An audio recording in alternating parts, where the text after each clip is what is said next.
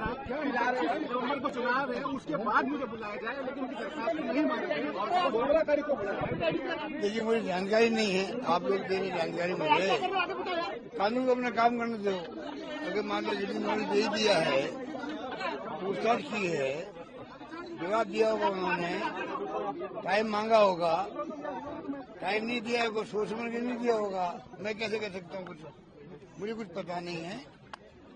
कानून को अपना काम करने दो। ईडी ने नोटिस दिया है, वो हाजिर हो गए हैं, जवाब दे दिया होगा, और अब आगे और डेट दी उनको, और रिक्वेस्ट पेपर करो तो की होगी। आप मुझे बता रहे हो, मैं तो बाहर निकले हूँ मीटिंग से।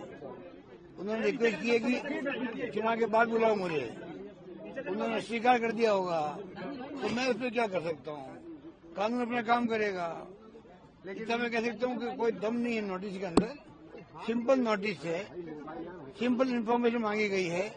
जो कुछ हो रहा है पॉलिटिकल मैसेज आए, पीसी रिपेंट के छापे पड़ गए हैं, मुख्यमंत्री के सन के ऊपर छापे पड़ गए हैं, उनको बुला लिया गया है, तो पॉलिटिकली कैसे माइलेज लें उस काम को लगे में ईडी वाले, क्योंकि ऊपर दबाव उनके ऊपर है।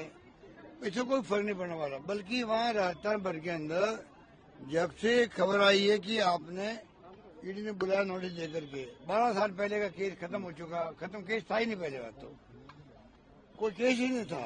एक मिस्टर किरीट सुमैया बोलते थे 12 साल पहले, घूम घूम करके वो हम सुनते थे, उन बातों को लेकर बुला लिया गया। प्रदेश कांग्रेस अध्यक्ष की एक बड़ी पोस्ट होती है, हमारा पार्टी अध्यक्ष हैं, पेपर लिख के मैंने उनके घर में घुस गए और पूछताछ की नहीं उनसे, पूछताछ नहीं की, ना बयान लिए उनके, और दिन में बैठे रहे वहां पर।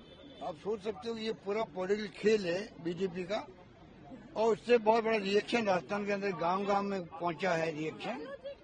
इनको लेने देने पड़ जाएंगे।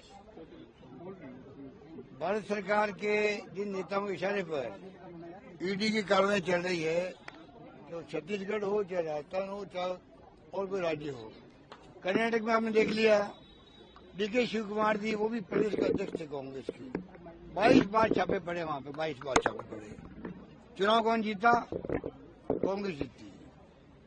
वो स्थिति होगी राजस्थान के अंदर भी होगी, छत्तीसगढ़ में भी होगी, मध्य प्रदेश में भी होगी। इतने छापे डाल दे, अब इनके छापों का इफेक्ट नहीं रहा है। ये कोई जमाना था सीबीआई पहुंच जाए कहीं पर, इनकम टैक्स रेड हो जाए, ईडी पहुंच जाए, तो समाज भी उसका बहुत बुरा मानता था। ये पता नहीं इन्होंने कितने बड़े क्या घोटाले कर दिए होंगे। अब समाज को मालूम पड़ गया, पब्लिक को, कि ये खाली पॉलिटिकली माइलेज लेने के लिए, झूठा बदनाम करने के लिए, इशारे पे खाली विपक्षी पार्टियों के नेताओं पे छापे क्यों पड़ते हैं। और जो विपक्षी नेता चला जाता है बीजेपी के अंदर, तो छापे पड़ना बंद, और वो बिल्कुल पाकसाफ हो जाता है। तो ये पूरी जनता को मालूम कर चुका है, जितना ये ऐसे काम करेंगे उतना फायदा हमें मिलेगा, इतना कह सकता हूँ। आपने ईडी के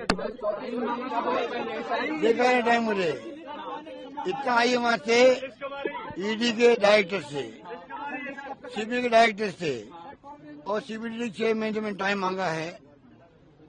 उनमें 2 का जवाब मेरे ख्याल जवाब आया है कि अब इलेक्शन में कोड ऑफ कंडक्ट है, इसलिए हम उसके बाद में मिलेंगे आपसे। जबकि कोड ऑफ कंडक्ट का कोई तुक नहीं है। मैं नागरिक हूँ, मुझसे मिलने में क्या दिक्कत है उनको? मैं मिलकर अपनी बात कहता, मैं क्या महसूस करता हूँ एज ए नागरिक, बताता उनको, मैं उनके इंटरेस्ट में बताता मैं उनको। उनकी एजेंसियों की जो प्रीमियर एजेंसी हमारी है, जिसमें हमें गर्व होना चाहिए कि हमारी CBI, income tax, ED economic offences को कंट्रोल करती है। और मैंने कहा मेहुल चौकसी हो, नीरव मोदी हो, विजय माल्या हो, और 8-9 साल हो गए उनको भागे हुए। कई नीरव मोदी पैदा हो गए हैं, विजय माल्या पैदा हो गए देश के अंदर, उन पे ध्यान नहीं जा रहा ईडी का, इनकम टैक्स का, सीबीआई का। आप सोच सकते हैं। और कितने नए नए पैदा हो गए इकोनॉमिक ऑफेंस करने वाले, उनकी बजाय पॉलिटिकल पर्सनालिटी पे आप दावा बोल के, उनको तंग करके, उनके घरों में घुस करके, नोटिस दे करके आप देश की जनता का ध्यान डाइवर्ट कर रहे हो। जैसे कि यहाँ पे आर्थिक अपराध है ही नहीं देश के अंदर, आर्थिक अपराध मोदी ने खत्म कर दिया है। इसका मतलब क्या हुआ? आर्थिक अपराध, मोदी जी की इतनी अच्छी नीतियां हैं, इतनी अच्छी कार्रवाई हैं, देश में अब आर्थिक रूप से कोई अपराध हो ही नहीं रहा है, अनियमितता हो ही नहीं रही फाइनेंशियल, और खाली जो पॉलिटिशियन हैं उनके ऊपर छापे पड़ रहे हैं, पूरी तरह एक्सपोज हो रहे हैं।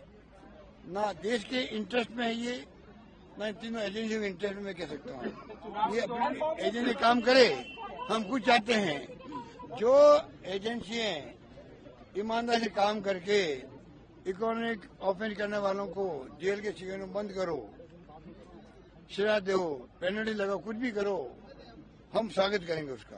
जिस प्रकार से तांडव मचा रखा इन लोगों ने आतंक का, एजेंसियों के इंटरेस्ट में। नमस्कार, मैं हूं मानक गुप्ता। अगर आपको हमारा ये वीडियो पसंद आया हो तो इसे लाइक और शेयर जरूर करें, और हां, हमें सब्सक्राइब और फॉलो करना ना भूलें ताकि आप देश और दुनिया की कोई खबर मिस ना करें। तो जुड़े रहिए हमारे साथ और देखते रहिए न्यूज़ 24।